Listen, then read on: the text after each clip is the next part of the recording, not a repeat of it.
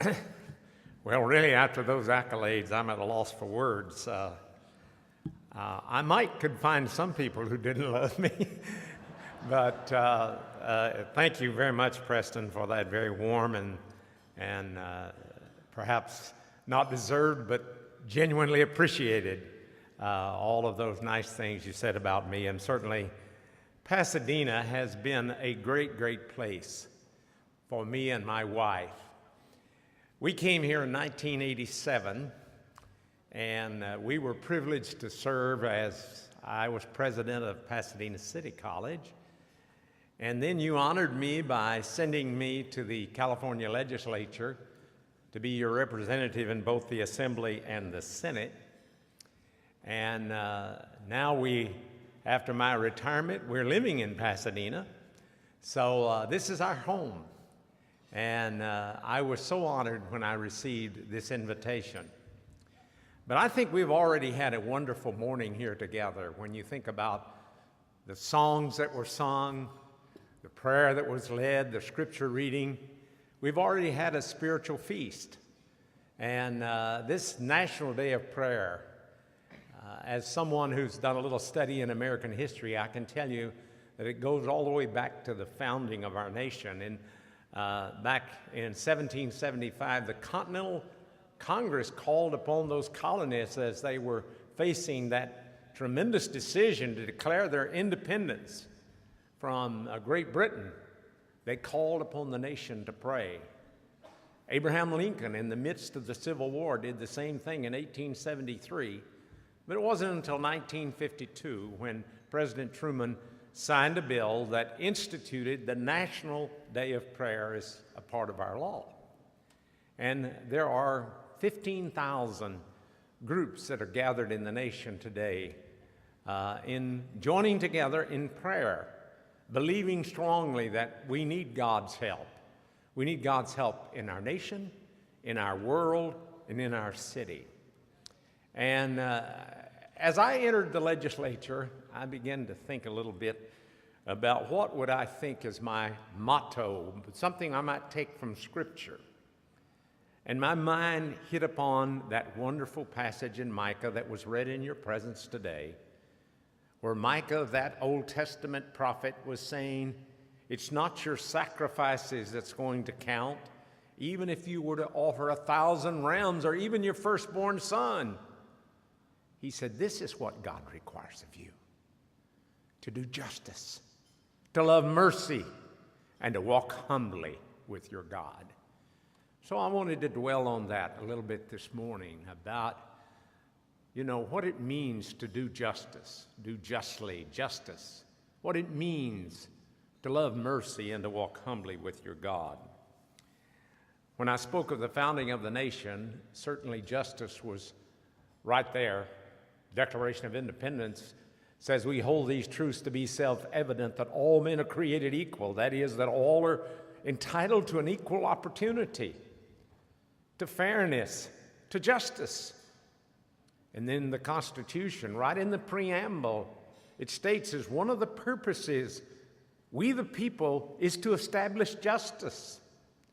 And we all join together in the Pledge of Allegiance, and you know how it closes out, with liberty and justice for all. And I think some of the proudest moments in the history of this nation is when we recognize there was injustice, and we began to remedy that. Certainly in the middle of the 19th century, when we fought a civil war and finally abolished that evil institution of slavery, because it was unjust. It was totally unfair. And then in the 20th century, when we gave women the right to vote in 1920, and then when that great civil rights movement began in the 60s, and we began to recognize there was a lot of injustice, there was discrimination that existed in America that needed to be rooted out. In fact, Martin Luther King, who was the best-known proponent of the civil rights movement, he quoted from one of those Old Testament prophets, Amos, when he said, God hates your feasts and festivals and offerings. Rather let justice roll down like waters and righteousness like an ever-flowing stream.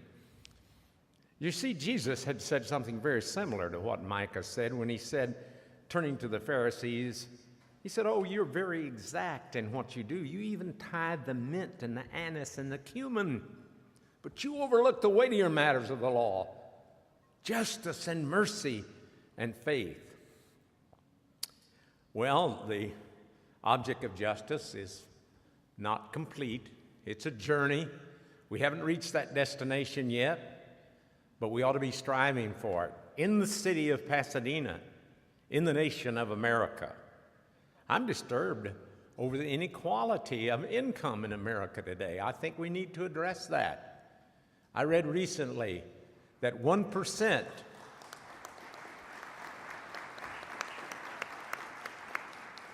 Thank you. I read recently that 1% of our population received 24% of the income.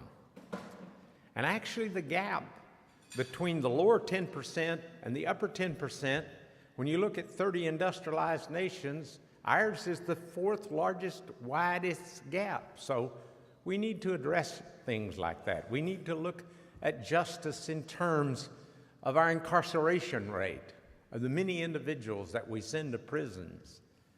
We need to certainly look for justice in our own community. And I am proud to be part of Pasadena and its commitment to justice. But you know, justice is not something that's merely carried out in the courts. It's carried out individually in your own life. By that I mean, are you fair? Are you honest? Do you deal with integrity? Do you make sure that in all of your relations with a community that you're fair and impartial? In my own life, it was referred to the fact that I grew up in Sweetwater, Texas, and my father was a tractor dealer. He sold tractors, and I remember during World War II, something that made a real impression on me as a young boy, and that was when tractors at that time were in short supply because the nation was spending its energies on on the war effort. He simply made a list of those many farmers who wanted to get a tractor. And he said, you know somebody could slip me $1,000 and move up to the head of the list. But he simply made the list, first come, first serve, sold every tractor at a list price because in his mind that was the honest thing to do. And so in our own lives, we need to be looking at justice, treating people fairly, always going out of our way in all of our dealings so that justice will really roll down like water, as the prophet Amos would say. But there's the second thing that even goes beyond justice, and that is mercy. I'm reminded of the story of an older, wealthy lady who had a portrait painter. And after he finished the work, she was not exactly pleased, and she said, "I want justice." And the painter said, "Lady, what you need is mercy, not justice." Well, you know we all need mercy. Weren't you moved by that song about how that mercy saw me? You know, one of the great Christian hymns, in fact, it was played on the bagpipes this morning, is Amazing Grace. Maybe you don't know the story of the writer of that, perhaps the best loved hymn in all of Christianity. His name was John Newton. John Newton was a slave trader. He had lived a life of really a desolate life. And one day he came through a storm that he thought was going to capsize his ship, and it was a religious experience for him because he had been raised earlier in his life in the church. And he vowed at that moment that his life would change, and it did change. He became a minister and a great songwriter. Just remember that first verse of those hymns. Amazing grace, how sweet the sound to save a wretch like me. I once was lost, but now I'm found, was blind, but now I see. And he says, through many dangers, toils, and snares, I have already come. So we all need mercy. Sometime in our church services, we say things like, Lord, have mercy. And none of us are deserving. All of us need the forgiveness of God, and we've experienced the forgiveness of God, not because we deserved it, but because of God's grace. But you know, if we in turn receive mercy, then we must give mercy. Mercy is so important, and Jesus once said, "Blessed are the merciful, for they shall obtain mercy." And that great poet Shakespeare said in The Merchant of Venice, "The quality of mercy is not strained. It droppeth as a gentle rain from heaven upon the place beneath. It blesses him that gives and him that takes." One of our scripture readings told that wonderful story of Jesus when the woman taken in adultery was brought in front of him, and there were her accusers. You can just picture the scene. Shamefully, she had been caught in the very act of adultery. They drug her up in front of Jesus, using her as a test case, seeing what Jesus would say. He paused. They kept waiting for his answer. Finally, he looked at them and he said, "You that are without sin, cast the first stone." You know, they were said, back in the law, it was told us to stone her to death. Slowly, the crowd dissipated. Then Jesus said, "Is anyone here to condemn you?" She said, "No, they've all left." He said, "Neither do I condemn you. Go and sin no more." Now, that's the act of Jesus. He was often described as being someone who had compassion on people, the marginalized of society, the lepers, the blind, those who were suffering all kinds of illnesses. And he calls on us to be merciful, to look out for the poor, to care for the homeless, to be interested in the plight of the mentally ill. We could go on and name all of those problems in our society, but what are we doing? What are we doing individually and as a society? How much mercy are we displaying to other people? Once Jesus told a story, and he was a great storyteller. He could come up with a parable that just really made the actual point that he was trying to get across. He didn't do it often by just stating a statement, but whether it was, the parable of the Good Samaritan or the prodigal son, he told a story about an unforgiving servant. Well, that servant, he had a great debt, and he came in front of his master, and he owed 10,000 talents. No way he could repay that. Master said, "Well, as was customary in that day, I'll have to sell you and your wife and your children into slavery to pay for this." And the poor man fell on his face and begged for forgiveness, and so the master was touched by this, and he said, "Okay, I'll just forgive you of that." But that same servant went out, and he ran into another servant who only owed him 20 denarii. And he said, "Pay up." And the guy said, "I can't do it." He grabbed him by the throat, told him he was going to force him to pay. Well, when the master heard of that, of course, he was greatly angry. And of course, you know the story, and you know what it means. Here we are, recipients of God's grace, recipients of God's forgiveness. And yet, we sometimes are very chancy in giving out our own forgiveness. We hold a grudge. We fail to forgive. We're going to make the person pay the last pound of flesh. Well, he that is merciful will obtain mercy, is what Jesus taught us to say. It is that great, great quality that all of us must have. We've got to go beyond mere justice. Justice is what we expect of society, and that's really all society can do. We can't expect, for instance, the courts to say to someone who's guilty of theft or murder or something, "Well, forget it." But in our personal relationships, that's another matter. We can reach beyond justice, and we can be merciful and kind and compassionate. Let's develop those traits. And finally, Micah says you ought to walk humbly with your God. Well, I was in the political realm, and the political realm is not always noted for humility. One time Winston Churchill someone referred to his political opponent, Clement Attlee, and said, Clement Attlee is a humble man. And Churchill said, with good reason. But the reality is that all of us have good reason to be humble. I'm always a little amused at someone who claims to be a self-made man. I'm tempted to say, why don't you do a better job? But more than that, I want to say, don't you understand that all of us owe so much to others? That we are really standing on the shoulders of others. Parents, teachers, friends, in my case, staff.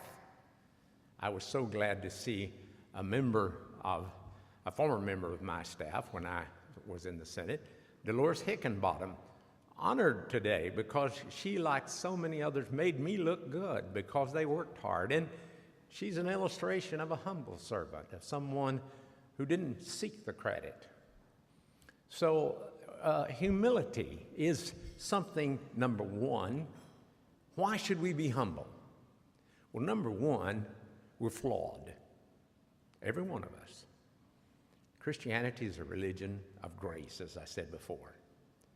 We don't stand before God and we say, well, I deserve it. We stand before God as flawed human beings and we receive forgiveness. And so as a result of that, we are individuals that must recognize that if we're flawed, others are flawed. So we ought to have wisdom from above, as one of the scriptures readings said this morning. Wisdom from above is humble.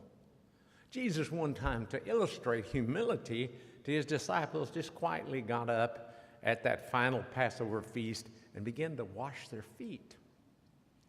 Now, that was thought of as the job of a lowly servant.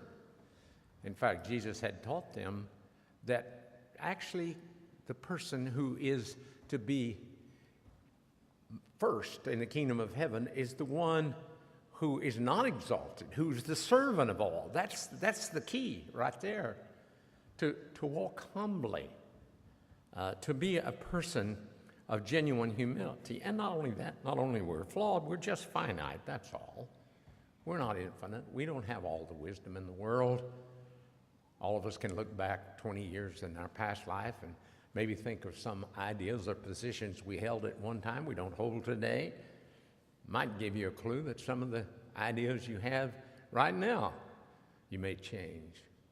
That doesn't mean we can't speak with conviction about our beliefs, but it does mean that there's always the recognition that, as the Apostle Paul said, we see through a mirror darkly.